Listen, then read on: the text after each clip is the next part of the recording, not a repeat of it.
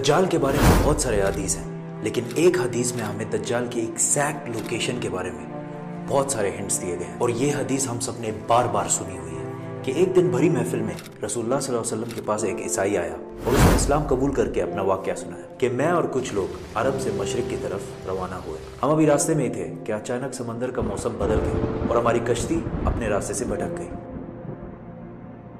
ایک مہینہ ادھر ادھر بھٹکنے کے بعد سمندر نے آخر کار ہماری کشتی کو ایک جزیرے کے پاس لا کھڑا کیا۔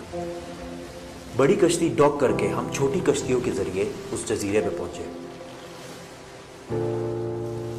اور وہاں ہماری ملاقات ایک عجیب قسم کے مخلوق سے ہوئی جو بالکل کالا اور جسم پر بہت زیادہ بال تھے اس کے، اور اس نے اپنا نام جساسا بتایا۔ ہم نے اس سے پوچھا تم کیا چیز ہو، کیا مخلوق ہو؟ اس نے بولا مجھے چھوڑو، وہ ادھر ایک مندر ہے، ادھر جاؤ، وہاں ایک شخص تمہارا بہت شدت سے انتظار کر رہا ہے۔ اندر ہم نے ایک شخص کو زنجیر میں بندھا ہوا دیکھا اور اس نے ہم سے 3 سوال پوچھے کہ مجھے بیسان کے درختوں کے بارے میں بتاؤ، کیا اس میں کوئی فروٹ پھل وغیرہ ہیں؟ ہم نے کہا بالکل وہاں بہت فروٹس پھل وغیرہ ہے۔ اس نے کہا بہت جلد وہاں کچھ بھی نہیں ہوگا۔ پھر اس نے پوچھا مجھے لیک آف تبریہ کے بارے میں بتاؤ، کیا اس میں پانی ہے یا نہیں ہے؟ ہم نے کہا وہاں بہت پانی پڑا ہوا ہے۔ اس نے کہا بہت جلد یہ بھی خشک ہو جائے گا۔ اور پھر اس نے کہا مجھے اس امی پیغمبر کے بارے میں بتاؤ، کیا کیا ہے اس نے ابھی تک؟ ہم نے بتایا کہ وہ مکہ سے نکل کر مدینہ میں آباد ہو چکا ہے۔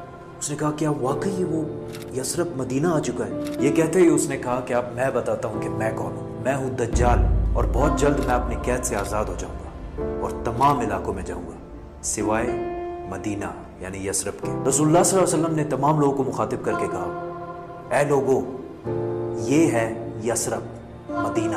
تمیم الداری جو کہہ رہا ہے مجھے اس میں سچائی نظر آ رہی ہے۔ یاد رکھو دجال شام کے سمندر میں ہے اور نہ یمن کے سمندر میں۔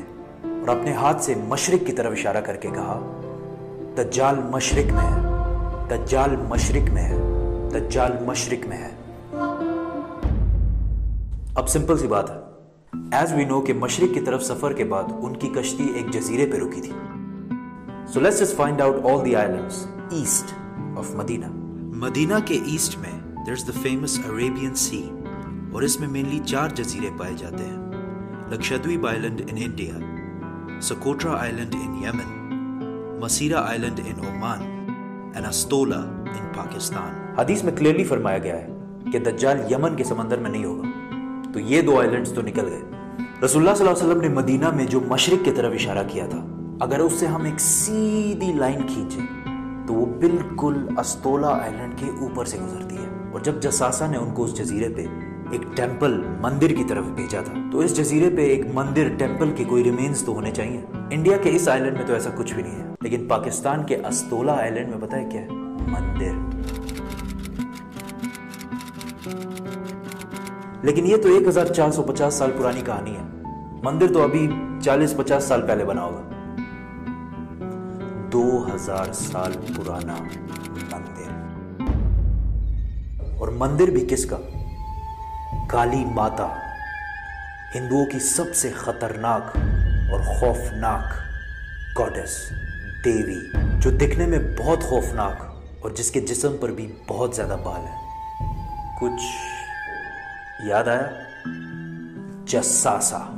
ان صحابیوں نے جس عجیب سے مخلوق کی بات کی تھی وہ بالکل ہندوؤں کے اس بھگوان سے ملتا جلتا ہے، لیکن اگر آج آپ استولا آئلینڈ جائے تو آپ کو دجال نہیں ملے۔